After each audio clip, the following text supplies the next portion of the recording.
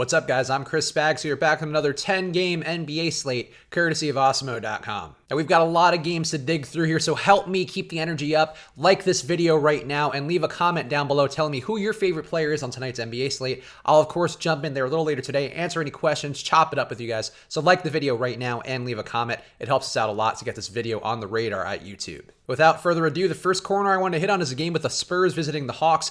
This one is a slate high 235.5 point total, which represents an 8.8 point boost for San Antonio and a 2.5 point boost for the Hawks. LaMarcus Aldridge is the projected highest owned Spur at 11% ownership right now, according to our projections at Awesemo.com. That's really low to me for this game. I think if he's going to be the highest owned Spur, I'd want to be above there. Aldridge, of course, one of the most reliable plays around, maybe not as high of a ceiling as some of the other star players will have on the slate, but he does look really strong here. Jakob Poeltl also being ruled out now should help him out quite a bit. A little more space to operate inside for Aldridge, a little more rebounding upside as well. So I think Aldridge is a play I will be heavily above the field on if he stays at just 11% ownership. DeMar DeRozan has been over 48.5 fantasy points in 3 out of his last 5, so you're going to see some upside. You're going to see some downside, but I think this is a matchup where you should see more upside. He also should have some assist upside here. DeRozan also assisting at a really good 27.5% assist rate, so there's going to be some chances here. Again, shots should fall really easily versus the Hawks, so if DeRozan distributes, that's great. If he scores himself, that's great. Also going to have some rebounding upside as well. So I think DeRozan, a strong play, pretty close to as strong a play as Aldridge, but I think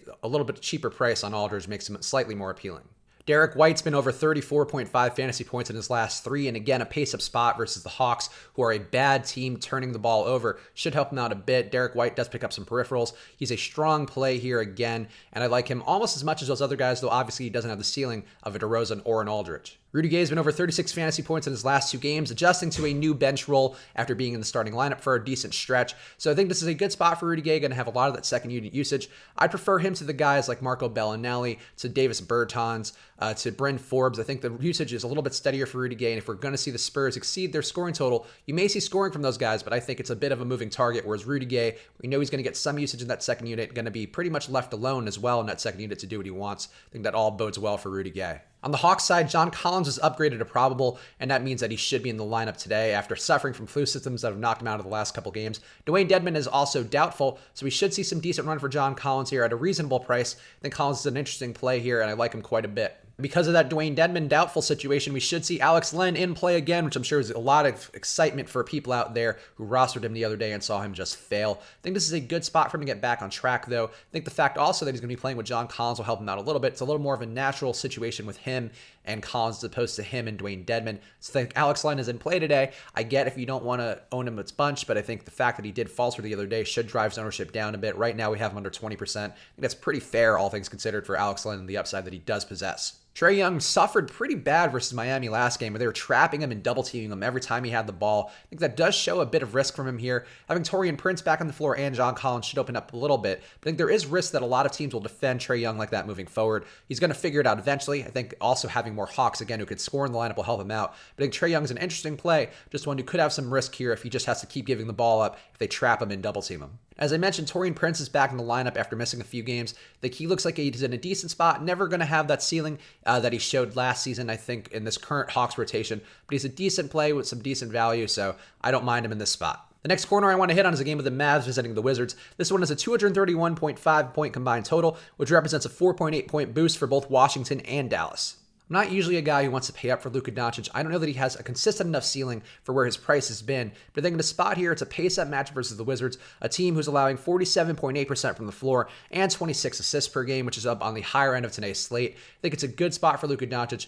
It's a rare spot where I'm willing to pay his price, and I think this could be a matchup where if they keep competitive, and the Mavericks have not been keeping competitive, they've gotten blown out pretty badly in their last 2 games. I think this could be a spot, though, if they do hang in there, where the Mavericks and Luka in particular could have a monster day. Dwight Powell also looks like one of the best values at big again. He's had over 32 minutes in his last few games, seeing upwards of 37 minutes in competitive spots. The Wizards still a bad rebounding squad. That all bodes well for Dwight Powell. Dwight Powell doing a little bit of everything across the board, getting more comfortable each start as well. So I like Dwight Powell quite a bit here in this pace-up spot. Tim Hardaway and Jalen Brunson have also been suffering a little bit because of the Mavs blowouts. Tim Hardaway in particular seeing his minutes cut quite a bit because of the Mavs just not being able to stay in games. If they do stay in this one, it's a nice spot for him. He's at a reasonable price. The Wizards also allowing a lot of scoring on the wing, so I think Tim Hardaway certainly in play for me in lineups in which I am going to load up on these guys in this game, because really, if this game does blow away, you're not going to see any value at all on the Mavs side. Well, maybe Dwight Powell. Dwight Powell's actually been steady regardless. But besides Dwight Powell, you're not going to see any value on the Mavs side if this one does get away from them. Bobby Portis is coming off his best day since moving into the starting lineup for the Wizards.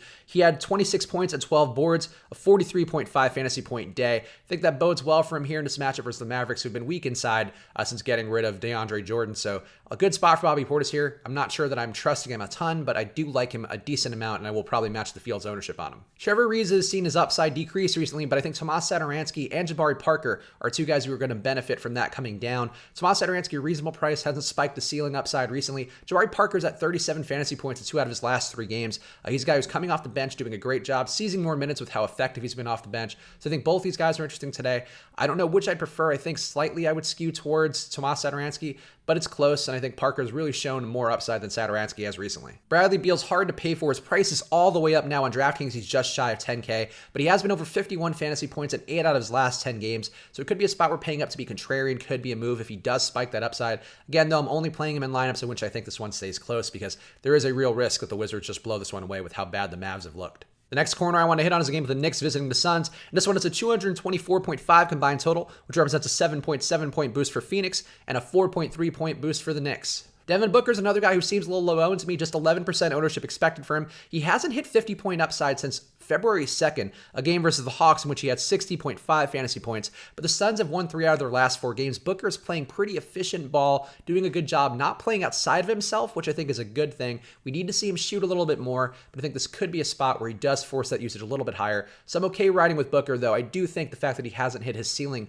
in about a month is not the best for him. DeAndre Ayton's had 44.5 and 50 fantasy points in his last 2 games. The Knicks allowing a close to slate high, 47.8 rebounds per game. That all bodes well for DeAndre Ayton, really rounding into form, doing a good job with the opportunity he's been given. I like Ayton again today. Kelly Oubre showed 53.75 fantasy point upside in the last game versus Milwaukee, in which the Suns were, again, able to steal a win there. I think you need to see some New York scoring in order for Oubre to really hit the heights that he's going to hit. But if we are going to say that the Suns are going to be competitive in this one with the Knicks, I think Oubre's got a pretty good spot, and he could exceed value in a meaningful way. Mikal Bridges looks like a serviceable punt, not a super high ceiling, but I think in a situation like him where you also have a guy like Tyler Johnson who also doesn't have a crazy high ceiling, I think I'd actually prefer to go to Mikal Bridges, though both guys do look pretty good to me, both Tyler Johnson and Mikal Bridges. But Mikal, a cheap punt play on a slate right now, which is lacking in any value options. I would consider Mikal Bridges, but again, probably not going to have a ton of upside, but also same for Tyler Johnson. On the Knicks side, you have Alonzo Trier, who's been the steadiest Knick, and it's really not much of a compliment given how the Knicks rotation has been. But overall, Trier's been looking good. He had 44.5 fantasy points and 30 minutes versus Sacramento last game. I think that you could see that continue. He's been getting decent minutes each game. The upside probably not as high as he showed in that game overall. But I think Trier is a strong play. You could see a guy like Damian Dotson heat up in that first unit. He's been shooting almost over 10 times a game in more games than not recently. So I think Damian Dotson could see some of that run back. Anybody who gets hot could take that run away from Trier. But I think Trier overall has been getting the minutes, and that is worth something in this Knicks lineup, though not worth something where you're going to want a ton of exposure. Dennis Smith had 38.75 fantasy points last game, and he's still good for about 28 minutes a game. So versus the Suns team, who defensively still pretty bad, could be a nice spot for Dennis Smith. Again, Emmanuel Mudiay breathing down his neck. The Knicks rotation still just a mess, but Dennis Smith going to at least get that 25 to 30 minutes. That's good, and it could be enough to hit value versus the Suns. DeAndre Jordan's expected to return, but with an ankle injury, it's possible we see his minutes limited. Either way, I think Jordan may not have enough upside if he doesn't get a full amount of run. If we know before the game he's not going to get that full amount of run, even better. Mitchell Robinson probably going to have his upside cut into just enough because of the minutes going to DeAndre Jordan, so the big situation here, probably not one to exploit. And this is a gigantic slate, so please do click the link in the description down below for the switch and hedge. I have details on every game in there, so I get to talk about everything there instead of just picking the 4 I want. It's only 40% of the games I get to talk about, so it's a little bit tougher there, but click the link in the description now. But the last corner I want to hit on is a game of the Sixers visiting the Bulls. This one is a 226-point combined total, which is plus 5.6 for the Bulls, and it's also worth noting that both these teams are on the back half of a back-to-back. Ben Simmons currently looks like the highest owned Sixer at about 20% ownership. He's been a monster recently. His last 3 games, he's been over 50.75 fantasy points, as well as over 40 minutes. So the minutes may be a bit of a concern on a back-to-back. I don't know that you're going to see him get 40 again, but the production's there. I think he's a strong play, assuming that we're going to see the full run and that both teams stay competitive in this one into the 4th. And one caveat to that would be Jimmy Butler. He had 63.25 fantasy points in his lone game versus the Bulls last year since leaving town for them. He's a very spiteful guy, and I think he's also a guy who, if he does want to push that usage up, if he does want to rebound hunt, if he does want to try to force the action, he could do that and take some value away from the other guys. Tobias Harris has been more engaged than Jimmy Butler game to game. He's had over 48.75 fantasy points in 3 out of his last 4, so I think if Butler falters, we'll see Harris have that usage. So I will play Harris, I will play Butler, but I probably won't play them both in the same lineups. JJ Redick got back on track yesterday versus his old team in Orlando. He had a 8 for 16 shooting day, 6 for 9 from 3, the best days that he's had. Actually, since dating back to when Joel Embiid was in the lineup, Joel Embiid being out of the lineup hasn't helped him at all, done him any favors. But Redick looks good. I don't love jump shooters on a back-to-back. I think especially an older player whose legs getting a little bit weaker year to year. I think not the best for JJ Redick, but he's at a good price, so I don't mind some exposure to him. I think with where he is, high teens ownership seems pretty fair. On the Bulls side, Lauri Markkanen's 23% expected ownership does seem a little bit high to me, but I think the upside's still there. He's still showing some good rebounding, still shooting more than enough. So Lauri Markkanen perfectly fine to me. I think I'll be maybe a little under the field there on that ownership that we're expecting right now, but still a very good play, especially if the Bulls can hang in this one. I'd slightly prefer Zach LaVine at a little bit less ownership than Lauri Markkanen. He had 45.25 fantasy points versus the Sixers earlier this year. Overall, just looking good with his usage. He's been a little bit worse for wear recently since he got that back injury during the Hawks games, but I think he's still looking good, still shooting a bunch, had his usage rate over 30% yesterday. So I think there's some risk again with the back-to-back, but overall, Zach LaVine looks pretty strong to me. Otto Porter as well at just 5% expected ownership right now. I think he's going to see some usage back from Robin Lopez, who shot 18 times in yesterday's game. Porter, a guy who I think he's always at his best when he's going to be a lower owned play. I think he does have some upside still in this matchup, so I like Otto Porter quite a bit. Chris Dunn, I like a little bit less, but he actually has been looking pretty decent recently. Not going to get a ton of usage, maybe not going to get enough time with the ball to hit value, but he's very cheap, and I think that does offer him a bit of value on a slate like this where some really specious kind of opportunities out there across these 10 games that we have. So Chris Dunn in play for me, not a guy I'm trying to load up to, but if I land on him in projections and how my lineups are being optimized, I think that's perfectly fine. So there we go. That's what I'm seeing so far as the 4 main spots and games that I'm looking to attack so far. But of course, check that link in the description again. Read the Switch and Hedge column on Awesemo.com. It has all my thoughts on all 10 games, a lot more detail in there. So check the description right now and click that link. And while you're down there, make sure to like the video and leave a comment as well. Tell me your favorite play of the day, or just ask me any questions. I'm down. I'll pop into the chat later today, talk to you guys as well. So like the video right now and leave a comment. And I don't know if you noticed yesterday, but I did nail my new presentation of our promo code for 50% off your first month at Awesemo.com. I'll do it again. I'm straight Vanna Whiting this. 50% off your first month at Awesemo.com with promo code Switch and Hedge. That'll give you half off your first month. That's what 50% is. Half off your first month at Awesemo.com. Get all the ownership projections that I discuss here. We discuss in all of our content. Rankings from Awesemo, who is the top player in the world. Also get access to premium Slack, a lot more premium content, including the deep dive, which does a great job every day as well for just premium members. So check that out now. Check the promo code. Ooh, look at the swipe. Ooh, check that promo code Switch and Hedge. Go do that now on Awesemo.com. And I'll be back again tomorrow with another Four Corners video, which is going to be a lot more leisurely since we have about 1/5 of the game. So good luck tonight, and I'll see you guys again soon.